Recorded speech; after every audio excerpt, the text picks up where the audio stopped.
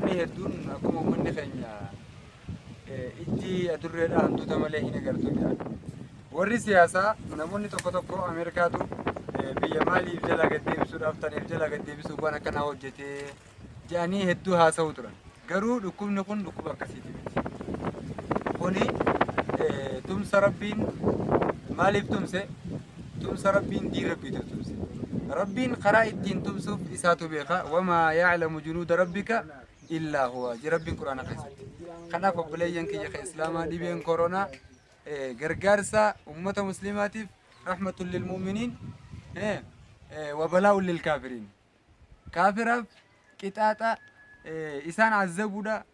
Isaan irratti diin rabbiitiif tumsuudha isaan miidhuudha. Garuu taheetuma wahuma isaaniif miidhaniini rabbiin isaan hojjete. Isaan irratti hojjete.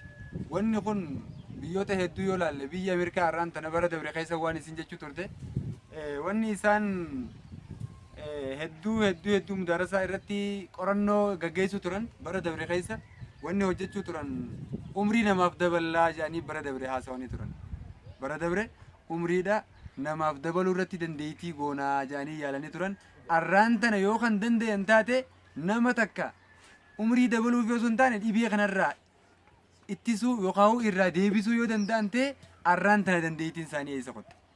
Akkasuma baruma dabre wanni isaan hojjechuu turan nama addunyaa tanarra jiru guutuu fixuu fi jiraachisuu irratti dandeettii qabnaa jedhanii haasawanii turan. Wanni kun akka dandeettii isaanii hin tahin rabbiin isaanii garsiisu jira. Sababni biraa ammaas wanni isaan biyya san keessatti hojjechuu jiran amantaa islaamaa irratti, quraana rabbii irratti, ummata muslimaa irratti wanni isaan hojjechuu jiran waan ajaa'ibaati. Kuma rabbiin quraana keessatti dubbate falammaa asafuuna intaqamnaa minhum wa aghraqnaahum ajma'iin jedhe. Fa'aghraqnaahum ajma'iin jedhe. Yogguu isaan nu aarsanii dallansuu keessatti hisaaba ala akka malee maasiyaa hojjetan nuti isaanirraa haluu baahannee isaan bakka takkatti isaan halaaqnaa jedhe. Kuni obboleeyyan keenya waan fiizaatti hin ajamne waan eeyyama nam tokkotti hin ajamne biyyoota hedduurra tarkaanfachaa jira. Biyyi hedduun ana jettee humna dhaatachuu turte arraan tana eessa qotte aangoonsi. Biyya Xaaliyaan yoo laalle biyyi Xaaliyaan bara dabree guyyaa lamaaf ayyaana jettee dhiiraa fi dubartiin osooniif addaan hin qaanfatin dubartii fi dhiirti akka dhalatanitti qullaa gabbahanii saayikila oofuu turan guyyaa lamaaf bara dabree jechuudha. Maasii akkanaatii fi wanni biyya keessatti wanni akkanaa kun argameef yoo laalle musliimoota yooniif qaba amantaatillee rabbiillee hin qabu balaan duniyaa miidha rabbiin quraana keessatti dubbate wattaquu fitnatan laa tusiibanna alladhiina zalamuu minkum khaasaa fitinaa yogguu buute warra badii dalage qofa hin qabne san sodaadhaadha sanirraa eeggadhaadha je'eeti dubbatee jira rabbiin. Saniif muslimni hin qabamu yoo qabamellee kanaaf qabame malee maasiyaan biraan jirtu. Itoophiyaa yoo laalle Itoophiyaa wanni qabamteef akka ulamaan islaamaa jettetti akka laallutti illee biyyi Itoophiyaa keessa diliin jiru aklu maalil yatiim warriba waan akkanaa jechuudha. Ribaa nyaachuu, horii yataamaa nyaachuu, zakaa baasuu dhabuu waan akkanaa jira.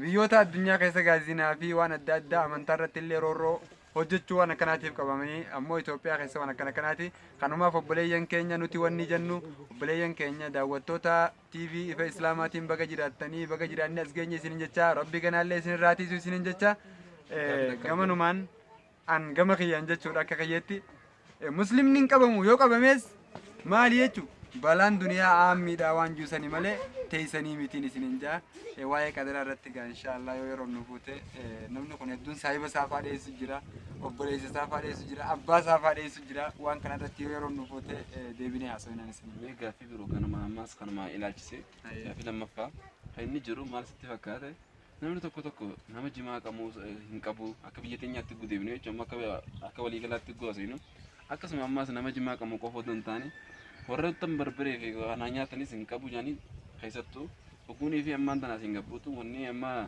akkaan qaqqaaloo jiru qullubbii faadha. Qullubbiin duraan qarshii 20 maarree ammaan tana qarshii 500 maalitti ol bu'e. Wayi warra kanaaf dhaamsa maal dhaamta? Jazakumullahu khairan. Waan bareedaadha. Garuu taheetuma uummanni keenya wanta isaan bira jiru dawaa godhatanii miti wanti isaan bira jiru osoo qullubbii fi barbaree fi jimaa dawaa godhachuu hin taane wanna isaan bira jiru azkaara akka dawaa godhatanii hin dhaamaaf.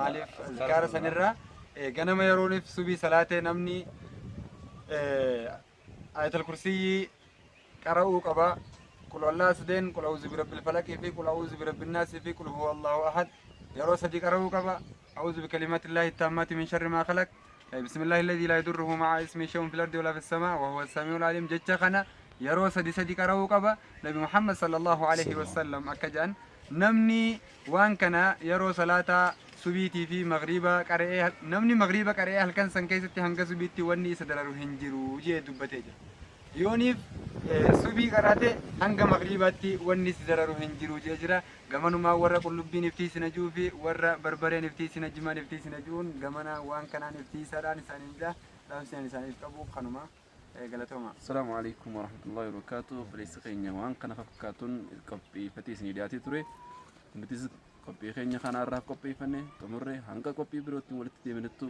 السلام عليكم ورحمة الله وبركاته. نجام ترى.